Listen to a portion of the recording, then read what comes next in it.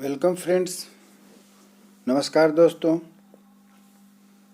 जैसा कि अभी मैं लगातार वीडियो में सीटीईटी एवं केवीएस विद्यालय की आई हुई परीक्षा की जो तैयारी चल रही है उसके सिलसिले में हमारी सीरीज चल रही है और अभी लगातार मैं वीडियो जो बना रहा हूँ वह हिंदी व्याकरण को लेकर के बना रहा हूँ, जो आपके सामने एक के बाद एक दूसरा तीसरा लगातार मैं प्रोड्यूस कर रहा हूँ। तो आज हम लोग जो चर्चा करने जा रहे हैं वह है संज्ञा, सर्वनाम, विशेषण तथा विशेषण के भेद। इतने टॉपिक इस वीडियो के तहत आपके पास उपस्थित हैं और इसके पहले मैंने भाषा, अलंकार इन दो टॉपिक पर वीडियो दे चुका हूँ। यदि आप हमारे इस YouTube चैनल पे नए हैं तो कृपया हमारे इस YouTube चैनल को सब्सक्राइब करें, जो हमेशा शिक्षा जगत में आपकी जो भी जिज्ञासा है, जो भी आपकी आवश्यकता है उसको लेकर हमेशा उपस्थित होता है। इसी कड़ी को आगे बढ़ाते हुए केवीएस एवं सीटीईटी एवं अन्य शिक्षक पात्रता परीक्षा संबंधी जो भी हिंदी के सिलेबस हैं उसको पूरा करने के लिए मैं प्रयासरत हूँ और आपके सामने लेकर उपस्थित हूँ। आगे भी इसी प्रकार जो टॉपिक बचे हैं उनको मैं लेकर के आपके सामने उपस्थित रहूँगा।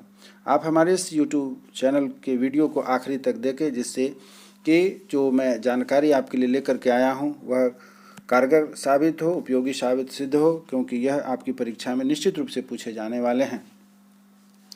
यह वीडियो आपको कैसा लगा यह आखिरी तक देखें, तभी आपको समझ में आएगा। और साथ ही साथ इसमें प्रश्नाभ्यास भी आपको दिए गए हैं जो कि आपकी परीक्षा में पूछे जाते हैं।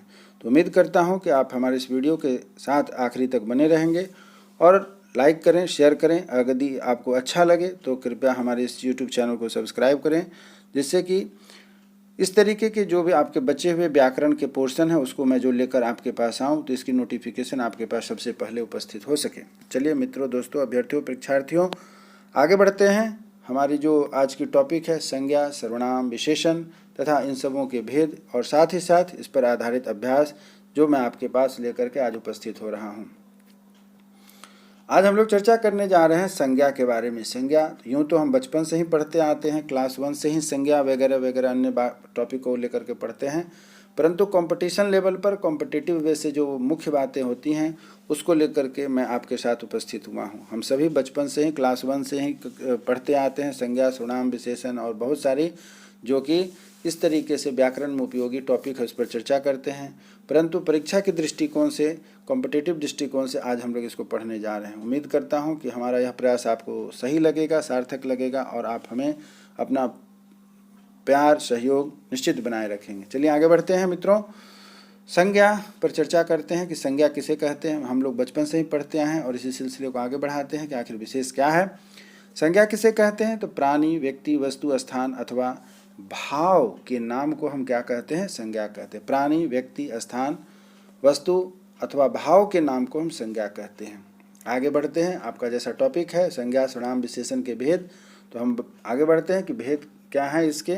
तो भेद हैं कि संज्ञा के भेद क्या है। व्यक्तिवाचक संज्ञा, जो इसका पहला भेद है। व्यक्तिवाचक संज्ञा किसे कहते हैं? जो संज्ञा शब्द किसी व्यक्ति विशेष, स्थान विशेष और वस्तु विशेष को बताता है। ध्यान रखेंगे क्या है वह संज्ञा जो किसी व्यक्ति विशेष, स्थान विशेष और वस्तु विशेष को बताता है उसे हम व्यक्तिवाचक संज्ञा कहते हैं। जैसे राम, गंगा, यमुना, हिमालय, भारत इत्यादि, ये सभी क्या हैं? व्यक्ति विशेष के, स्थान विशेष को और वस्तु विशेष को बताता है, इसे हम व्यक्तिवाचक संज्ञा कहते हैं। दूसरा है जातिवाचक संज्ञा। जो संज्ञा शब्द किसी व्यक्ति, स्थान अथवा वस्तु की जाति का बोध कराते हैं उसे हम क्या कहते हैं? जातिवाचक संज्ञा कहते हैं। क्या कहा गया? फिर से ध्यान दीजिएगा। जो संज्ञा शब्द किसी व्यक्ति, स्थान अथवा वस्तु की जाति का बोध कराते हैं उसे हम जातिवाचक संज्ञा कहते हैं। जैसे लड़का, पहाड़, नदी इत्यादि।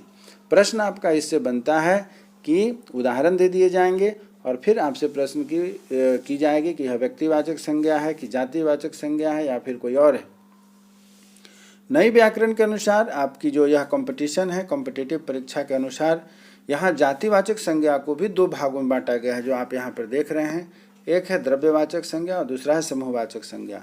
द्रव्यवाचक संज्ञा किसे कहते हैं? जिस संज्ञा शब्द से उस सामग्री या पदार्थ का बोध होता है, जिस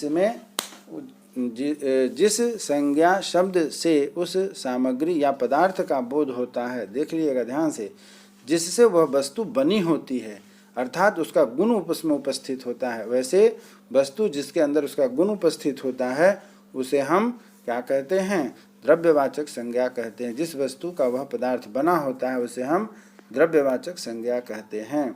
इसी प्रकार आगे बढ़ते हैं। वह क्या है? इसका दूसरा भाग वह है समूहवाचक संज्ञा।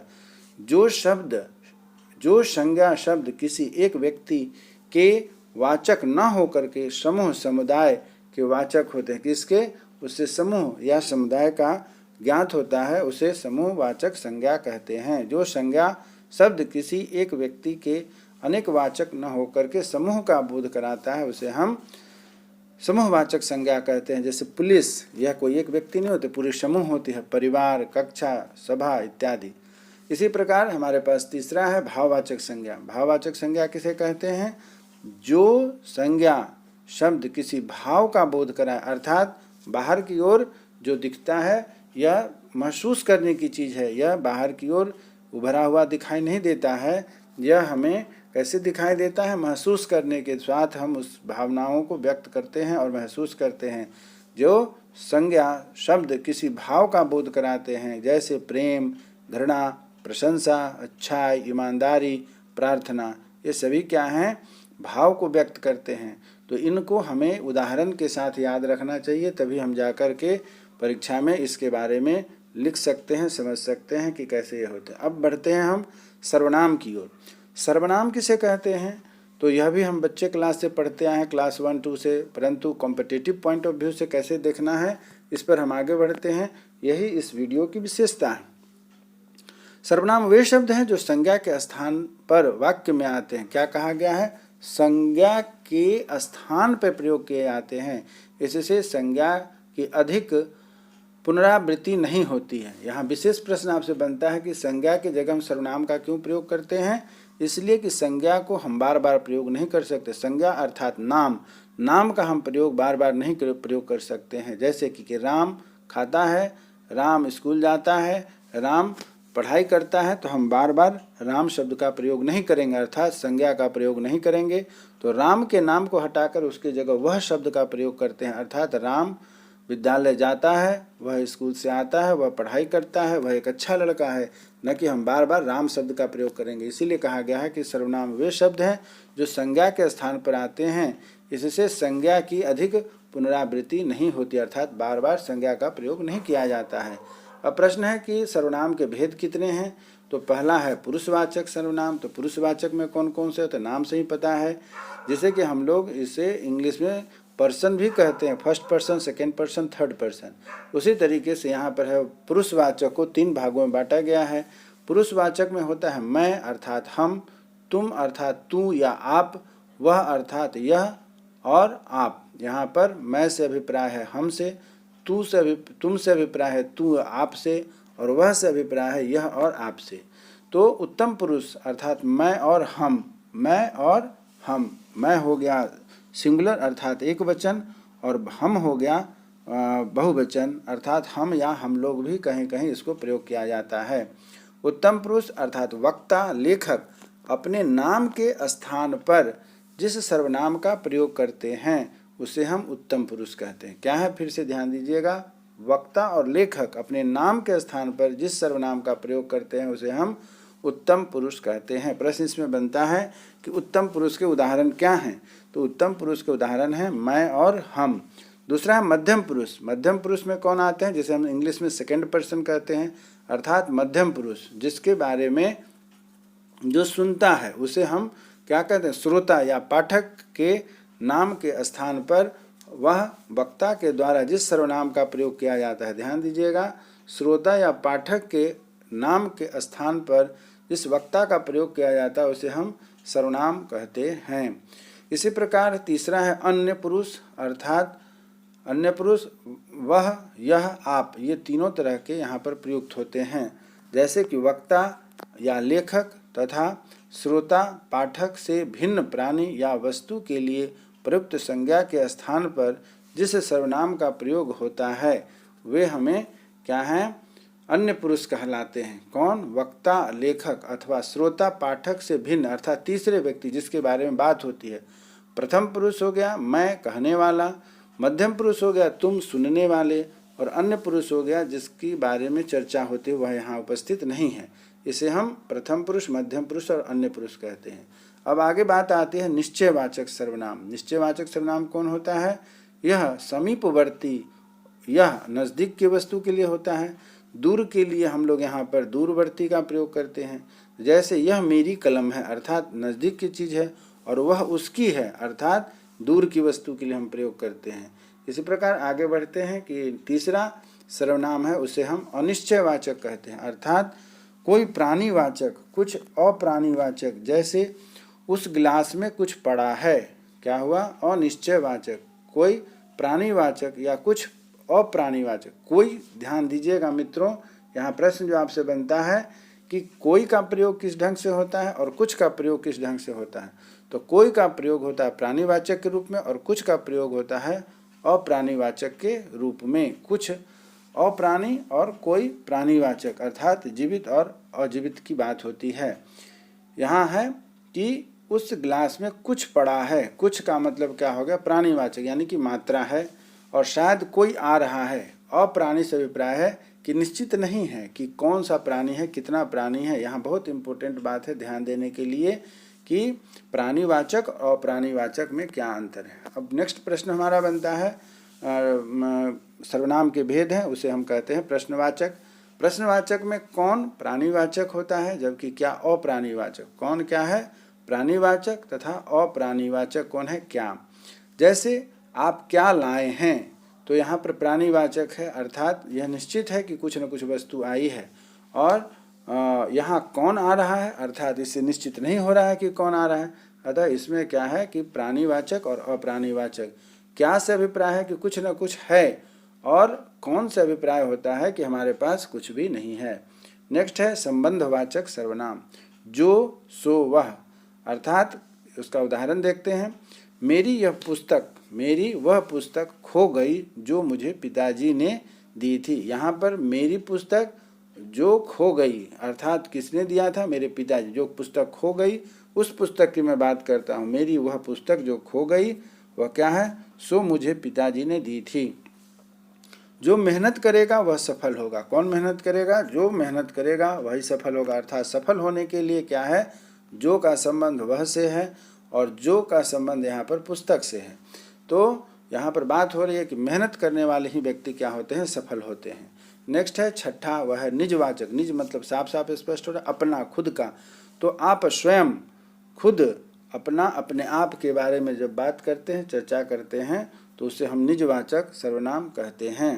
तो यहाँ बात आती है कि निजवाचक, जैसे मैं अपनी कलम साथ लाया हूँ। क्या लाया हूँ? मैं अपनी कलम साथ लाया हूँ। हम अपने देश के लिए सब कुछ न्यौछावर करने को तैयार हैं। आप किसी को भेजिए नहीं, मैं आप अर्थात स्वयं आ जाऊँगा। क्या कहा गया? यहाँ पर आप, स्वयं, खुद अर्थात अपनी, अपने के लिए प्रयोग हो रहा है। इसलिए कहते हैं कि हम अपने देश के लिए सब कुछ न्यौछावर करने को तैयार हैं। आप किसी को भेजिए नहीं, मैं आप अर्थात स्वयं आ जाऊँगा। इस तरीके से निजवाचक सर्वनाम के बारे में हमारा पूरा हुआ। अब आगे है विशेषण। विशेषण किसे कहते हैं, इस पर भी हम चर्चा करते हैं। समय की कमी है, वीडियो बड़ा है, परंतु पढ़ने के लिए समय की कमी है क्योंकि परीक्षाएं चल रही है, परीक्षाएं आने वाली है। एक वीडियो में अधिक से अधिक जितना हो सके ज्ञान देने का प्रयास कर रहा हूं ताकि आपको बार बार वीडियो न बदलना पड़े। अभी हमारी टॉपिक जो है वह है विशेषण। विशेषण किसे कहते हैं, तो यह भी हम बचपन से पढ़े हैं, परंतु परीक्षा के पॉइंट ऑफ व्यू से, कॉम्पिटिटिव पॉइंट ऑफ व्यू से यह कितना उपयोगी है उस पर हम लोग चर्चा करते हैं। यही हमारी इस वीडियो की पहचान है और यही इसकी विशेषता है। चलिए विशेषण। विशेषण किसे कहते हैं? संज्ञा या सर्वनाम की विशेषता बताने वाले शब्द को हम विशेषण कहते हैं। ध्यान दीजिएगा, संज्ञा भी नहीं है, सर्वनाम भी नहीं है, दोनों ही अदृश्य है। वह उसका गुण है जो यहाँ प्रकट होता है, उसे हम विशेषण कहते हैं। विशेषण किसी संज्ञा या सर्वनाम की विशेषता को बताता है, उसे विशेष्य कहते हैं। ध्यान दीजिएगा, विशेष्य किसे कहते हैं? परीक्षा में पूछा जाता है विशेषण और विशेष्य। तो जिस वस्तु की विशेषता बताई जाती है उसे हम विशेष्य कहते हैं। ध्यान से देखिएगा, विशेष्य क्या होती है? जिस वस्तु की, वस्तु कौन है? संज्ञा या सर्वनाम है, अर्थात जिस वस्तु की विशेषता बताई जाती है उसे हम विशेष्य कहते हैं। उदाहरण में देखिए, मनोहर एक होनहार लड़का है। अब यहाँ पर जो बात निकल के आ रही है कि यहाँ होनहार विशेषण है और लड़का विशेष्य है। तो होनहार क्या हो गई? इसकी विशेषता हो गई, अर्थात वह विशेषण है।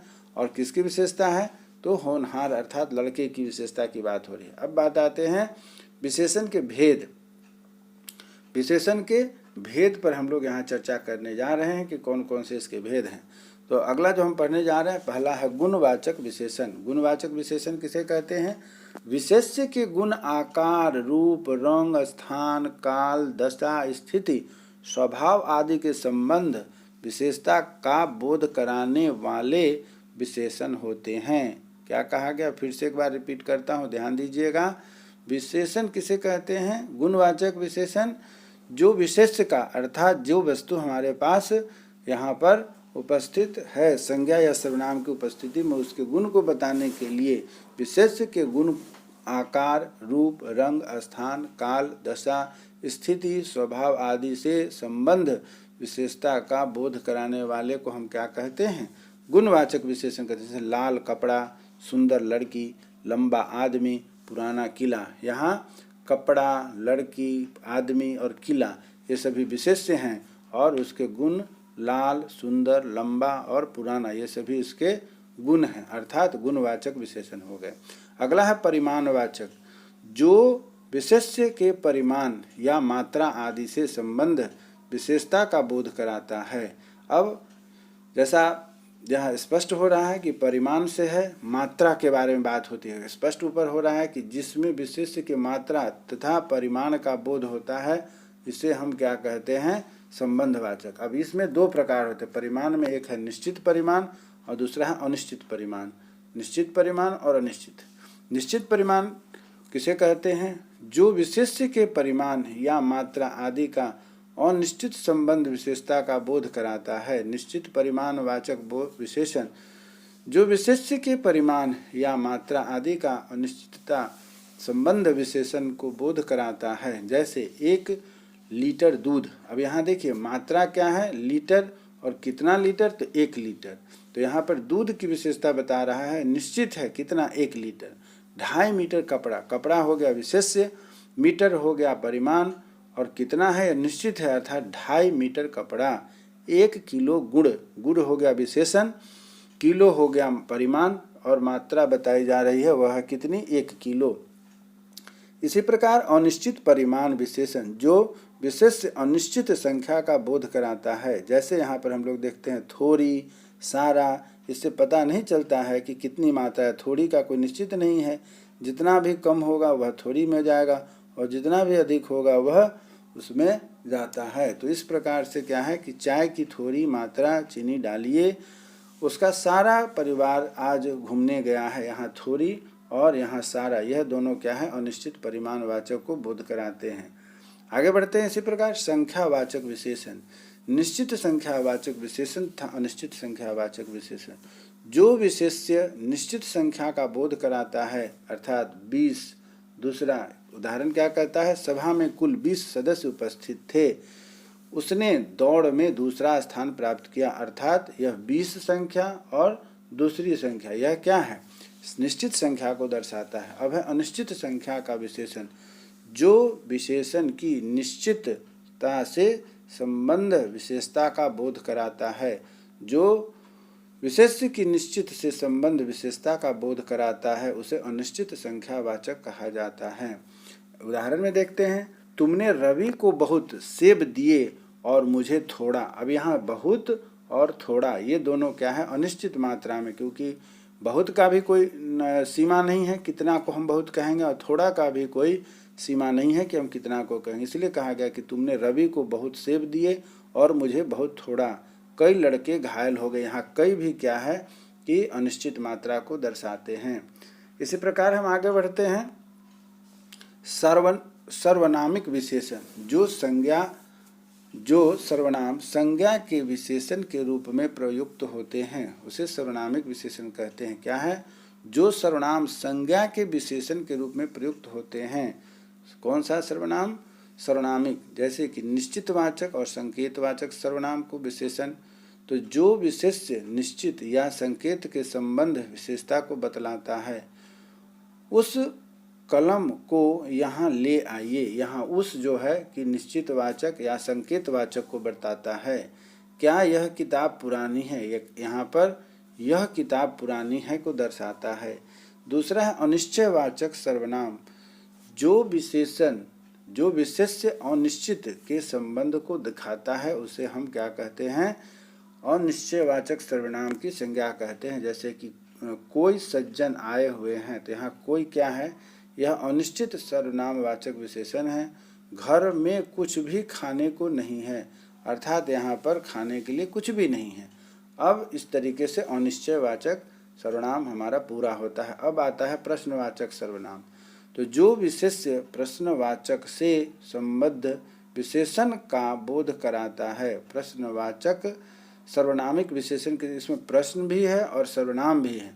तो जो विशेष्य प्रश्नवाचक से संबंध विशेषण को बोध कराता है उसे हम प्रश्नवाचक सर्वनामिक विशेषण कहते हैं। अब बात यहाँ उदाहरण है, जैसे किस लड़के ने तुम्हें मारा है। अब यहाँ किस लड़के से प्रश्न किया जा रहा है, इसलिए किस जो है प्रश्नवाचक सर्वनामिक विशेषण है। कौन आदमी आया है? कौन आदमी आया है? यहाँ आदमी कौन है? यह भी प्रश्नवाचक सर्वनामिक विशेषण है। तुम्हें क्या चीज़ चाहिए? यहाँ क्या भी क्या है? प्रश्नवाचक सर्वनामिक है। इस प्रकार से किस, कौन, क्या ये सभी क्या हैं? प्रश्नवाचक सर्वनामिक विशेषण हैं। अब इसी प्रकार आगे बढ़ते हैं। संबंधवाचक विशेषण लास्ट है, पांचवा है। चौथा है संबंधवाचक। संबंध से स्पष्ट होता है कि दो व्यक्तियों के बीच के संबंध को दर्शाने के लिए इस विशेषण का प्रयोग किया जाता है। इसे हम क्या कहते हैं? संबंधवाचक सर्वनामिक विशेषण कहते हैं। तो जो विशेष्य किसी से संबंध विशेषण को बोध कराता है, जो विशेष्य किसी से संबंध विशेष का बोध कराता है उसे हम संबंधवाचक विशेषण कहते हैं। जैसे जो आदमी कल आया था वह बाहर खड़ा है। इसमें संबंध क्या बताया जा रहा है कि वह आदमी जो कल आया था वही आज भी आया, अर्थात दोनों में क्या है? संबंध दर्शाया जा रहा है। इसलिए कहा गया है कि जो आदमी कल आया था वह बाहर खड़ा है। अब हमारे पास प्रश्न है कुछ प्रैक्टिस करने के लिए। जैसा कि शुरू में मैंने कहा था प्रश्न अभ्यास आवश्यक है, तभी हमारी तैयारी कैसी है इसका पता चलेगा। अब हिमालय कौन सा संज्ञा है? हमारे पास 4 ऑप्शन है हिमालय के लिए। एक है व्यक्तिवाचक, दूसरा है जातिवाचक, तीसरा है भाववाचक और चौथा है समूहवाचक। तो हिमालय की कौन सी संज्ञा है? तो इसका सही ऑप्शन होगा बी, व्यक्तिवाचक संज्ञा क्या है? यह हमारा हिमालय है। इसी प्रकार आगे बढ़ते हैं प्रश्न संख्या 2 की ओर। नदी कौन संज्ञा है? नदी कौन सी संज्ञा है? तो व्यक्तिवाचक, जातिवाचक, द्रव्यवाचक और समूहवाचक। तो व्यक्ति कैसा संज्ञा है? जातिवाचक। अभिप्राय यह हुआ कि दुनिया की जितनी नदियां हैं उन सबों की एक अपनी जाति है, उनकी एक अपनी श्रेणी है, कैटेगरी है। उसके आधार पर नदी कौन सी संज्ञा है? जातिवाचक संज्ञा। इसी प्रकार है सोना और मेला कौन सा संज्ञा है? संज्ञा में कौन सा है? सोना और मेला कौन सा संज्ञा है? उदाहरण आपके पास ऑप्शन है व्यक्तिवाचक, जातिवाचक, भाववाचक तथा समूहवाचक। तो यहाँ पर मेला एक समूह है और सेना भी एक समूह है। ऊपर हम उदाहरण में पढ़ चुके हैं, इसलिए हम कह सकते हैं कि सेना और मेला कौन सा समूह है? कौन सी संज्ञा है? तो समूहवाचक संज्ञा है। उसी प्रकार है अगला प्रश्न चौथा, बुढ़ापा और सुंदरता कौन संज्ञा है? तो बुढ़ापा और सुंदरता पहला है व्यक्तिवाचक, दूसरा है जातिवाचक, तीसरा भाववाचक, चौथा है समूहवाचक। तो बुढ़ापा और सुंदरता यह देखने की चीज़ नहीं है, महसूस करने की चीज़ है, अर्थात यह क्या हो गया? भाववाचक संज्ञा। उसी प्रकार पांचवा है पानी और घी कौन सी संज्ञा है? पानी और घी। तो हमारे पास ऑप्शन है द्रव्यवाचक, भाववाचक, समूहवाचक तथा जातिवाचक। तो द्रव्यवाचक किसे कहते हैं? जो अपना रूप बदलते रहता है उसे हम द्रव्यवाचक संज्ञा कहते हैं। अर्थात पानी और घी दोनों क्या हैं? द्रव्यवाचक संज्ञा है। अगला प्रश्न संख्या 6 है, लड़का कौन संज्ञा है? लड़का कौन संज्ञा है? व्यक्तिवाचक, जातिवाचक, भाववाचक या समूहवाचक? ए में है व्यक्ति, बी में है जातिवाचक, सी में है भाववाचक और डी में है समूहवाचक। अर्थात यह लड़का पूरे दुनिया में जितने भी लड़के हैं उसका बोध कराता है, अर्थात यह हो गया जातिवाचक संज्ञा। इसी प्रकार आगे बढ़ते हैं कि अगला प्रश्न है हमारे पास, वह गंगा नदी कौन सी संज्ञा है? गंगा नदी कौन सी संज्ञा है? ए ऑप्शन में है व्यक्तिवाचक, बी में है जातिवाचक, सी में है समूहवाचक और डी में है द्रव्यवाचक। तो गंगा नदी कौन सी संज्ञा है? उसे हम कहते हैं व्यक्तिवाचक संज्ञा। दही और गेहूं कौन संज्ञा है? दही और गेहूं कौन संज्ञा है? ए में आता है व्यक्तिवाचक, दूसरा में जातिवाचक, तीसरा में समूहवाचक और चौथा में है डी में द्रव्यवाचक। अर्थात गेहूं और दही को हम नाप तौल सकते हैं, इसलिए हम द्रव्यवाचक संज्ञा कहते हैं। 9वां है, भीड़ कौन संज्ञा है? भीड़ कौन संज्ञा है? अर्थात व्यक्तिवाचक, दूसरा है समूहवाचक, तीसरा है भाववाचक तथा चौथा है द्रव्यवाचक। तो भीड़ कौन सी संज्ञा है? यहाँ समूहवाचक संज्ञा होता है। आगे प्रश्न से बढ़ते हैं, प्रश्न संख्या 10 की ओर। निम्नलिखित शब्दों में से भाववाचक संज्ञा कौन है? भाववाचक संज्ञा कौन है? तो पहला ऑप्शन है शहर, दूसरा है देश, तीसरा है मिठास, चौथा है दुकान। तो भाववाचक संज्ञा हो जाएगा इसमें डी, मिठास। इसी प्रकार प्रश्न आगे बढ़ते हैं 11 नंबर में, निम्नलिखित शब्दों में से समूहवाचक संज्ञा कौन है? अब समूहवाचक संज्ञा को हमें पहचानना है। ए है गुलाब, बी है गेहूं, सी है अच्छाई और डी है गुच्छा। तो समूहवाचक संज्ञा कौन है? उसे हम कहते हैं डी, अर्थात गुच्छा। प्रश्न संख्या 12, निम्नलिखित शब्दों में से द्रव्यवाचक संज्ञा कौन है? तो द्रव्य का गुण हम अगर जानते हैं तो आसानी से इसका उत्तर दे सकते हैं। पहला है मिठास, बी है आय, सी में है दूध, डी में है ईट। तो द्रव्यवाचक संज्ञा कौन सी हो जाएगी? तो इसका उत्तर हो जाएगा सी, दूध। 13 प्रश्न है, निम्नलिखित में से जातिवाचक संज्ञा कौन है? अर्थात जो पूरी जाति का बोध कराते हैं। तो ऑप्शन में 1 है गाय, नंबर 2 में पटना शहर, नंबर 3 में है विद्या, नंबर डी में है सुंदरता। तो जाति अर्थात जो पूरे जाति का बोध कराता है, अर्थात वह हो गया ए ऑप्शन गाय, सही उत्तर। इसी प्रकार आगे बढ़ते हैं, निम्नलिखित में से जाति व्यक्तिवाचक संज्ञा कौन है? व्यक्तिवाचक संज्ञा कौन है? तो ऑप्शन है ए में महानता, बी में है महात्मा गांधी, सी में है चावल और डी में है फौज। तो व्यक्तिवाचक संज्ञा कौन हो गया? यहाँ पर जो इसका जिस व्यक्ति खास का नाम होता है, संज्ञा को हम क्या कहते हैं? व्यक्तिवाचक संज्ञा करते हैं, अर्थात महात्मा गांधी। इसी प्रकार है प्रश्न संख्या आपके पास 15 है, निम्नलिखित में निजवाचक सर्वनाम का प्रयोग किस वाक्य में हुआ है? निम्नलिखित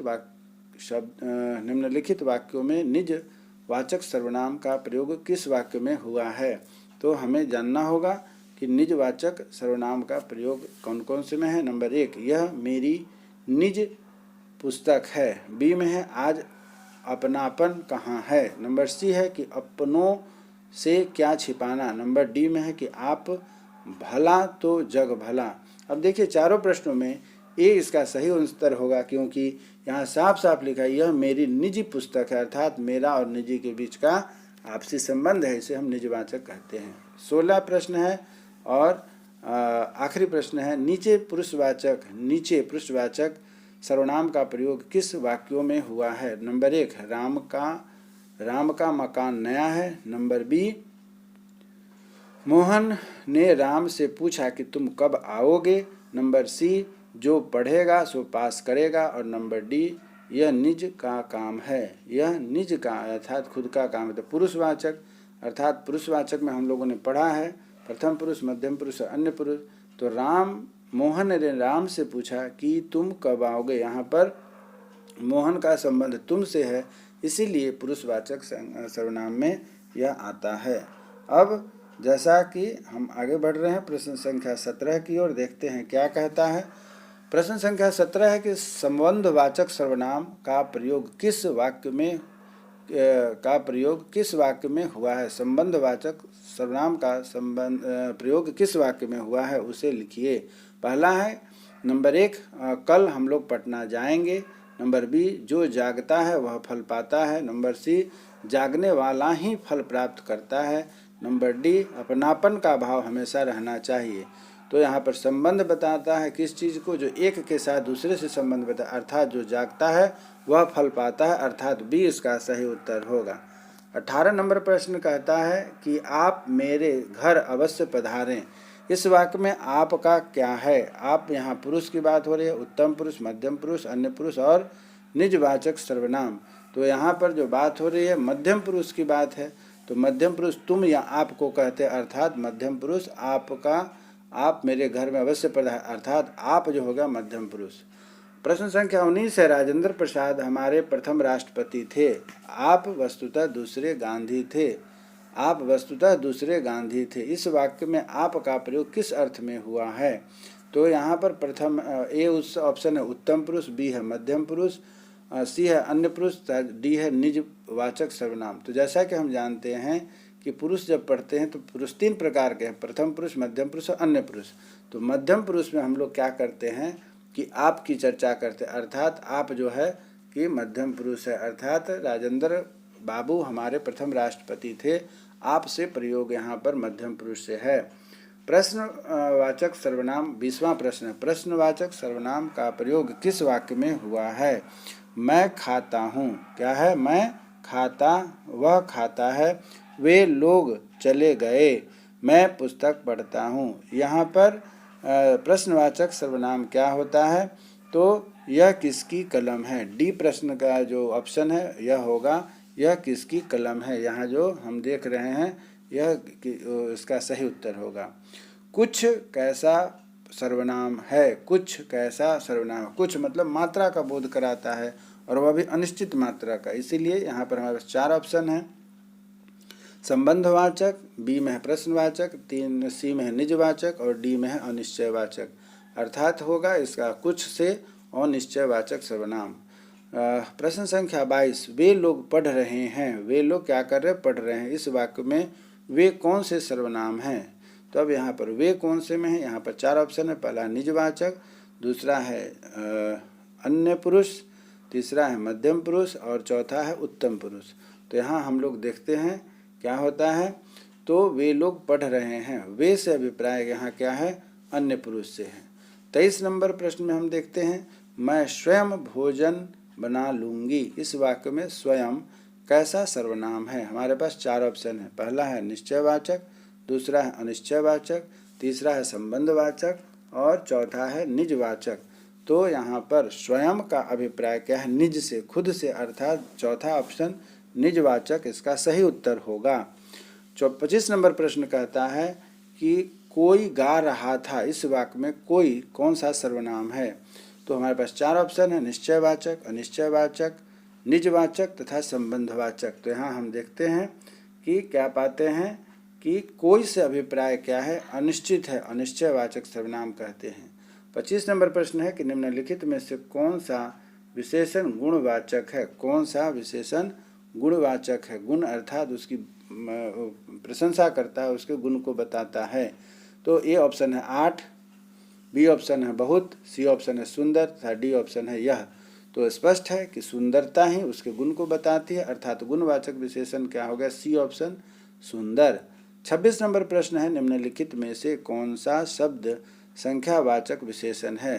क्या है? संख्यावाचक विशेषण है। 26 नंबर प्रश्न, अच्छा 1 नंबर ऑप्शन में है अच्छा, बी है बुरा, सी है तीसरा और डी है बहुत, अर्थात निम्नलिखित में से कौन सा शब्द संख्यावाचक विशेषण है? तो इसका सही उत्तर होगा सी अर्थात तीसरा। 27 नंबर प्रश्न, निम्नलिखित में से कौन सा शब्द परिमाण बोधक विशेषण है? परिमाण अर्थात उसका परिमाण को बताता है। ए में कुछ, बी में कोई, सी में धनी और डी में बढ़ा। निम्नलिखित में कौन सा परिमाण बोधक विशेषण है? तो परिमाण बोधक विशेषण जो है कि वो कौन सा है, लेकिन कौन सा परिमाण यहाँ महत्वपूर्ण मायने रखता है, अर्थात परिमाण का बोध कराने के लिए हम लोग क्या करते हैं? वह सही उत्तर होगा वह कुछ, यह परिमाण बोधक विशेषण। इसी प्रकार प्रश्न संख्या 28 को आगे बढ़ते हैं। यह प्रश्न है कि यह लड़का खिलाड़ी है। इसमें यह किस प्रकार का विशेषण है? तो ऊपर हम लोग चर्चा कर चुके हैं। नंबर 1 ऑप्शन में है गुणवाचक, नंबर 2 में परिमाणवाचक, नंबर 3 में है संख्यावाचक और नंबर 4 में है सर्वनामिक विशेषण। तो ऊपर के तीनों ऑप्शन सही नहीं लग रहे हैं, अर्थात इसका सही उत्तर होगा सर्वनामिक विशेषण। तो यह क्या है? सर्वनामिक विशेषण है, सर्वनाम की विशेषता बताता है। लाल शब्द क्या है? लाल शब्द क्या है? तो लाल शब्द क्या है? यहाँ हमारे पास 4 ऑप्शन है, ए संज्ञा, बी सर्वनाम, सी विशेषण और डी क्रिया। तो लाल क्या है? किसी भी वस्तु के रंग को दर्शाता है, अर्थात विशेषता को बताता है, इसलिए हम विशेषण कहते हैं। आवश्यक शब्द क्या है? आवश्यक शब्द क्या है? इसके 4 ऑप्शन है, नंबर ए संज्ञा, नंबर बी क्रिया विशेषण, नंबर सी सर्वनाम और नंबर डी है विशेषण। ये बहुत ही महत्वपूर्ण प्रश्न है, इसे ध्यान देंगे। यह VVI प्रश्न है, यह आया हुआ है कि आवश्यक शब्द क्या है? तो आवश्यक विशेषण शब्द है। थोड़ा पानी पी दीजिए, इसमें थोड़ा शब्द का प्रयोग क्या है? यह भी आपका VV प्रश्न है। इसमें थोड़ा क्या दर्शाता है? नंबर ए संज्ञा, नंबर बी विशेषण, नंबर सी क्रिया विशेषण, नंबर डी प्रविशेषण। तो यहाँ थोड़ा जो है विशेषण को दर्शाता है। तो इस प्रकार से हम देखते हैं कि सभी प्रश्नों को हमने डिस्कशन पूरा किया। इस प्रकार हमने संज्ञा, सर्वनाम, विशेषण तीनों के गुण पढ़े और इस पर आधारित लगभग 30 प्रश्नों का अभ्यास किया। अब आगे की जो हमारी क्लासेस होंगी उसमें हम लोग विशेष करके बात करेंगे क्रिया, क्रिया पर, अव्यय, लिंग, उपसर्ग और प्रत्यय। इन सभी मुख्य बातों पर हम अगले दिन चर्चा करेंगे। मित्रों, अभ्यर्थियों, परीक्षार्थियों, अब आपसे अनुरोध है कि मेरा वीडियो यदि आपको अच्छा लगे, उपयोगी लगे, तो कृपया आप इसे लाइक करें, शेयर करें। कोई प्रॉब्लम है तो कमेंट्स करें और यदि सब कुछ सही लगता है तो कृपया हमारे चैनल को सब्सक्राइब करें।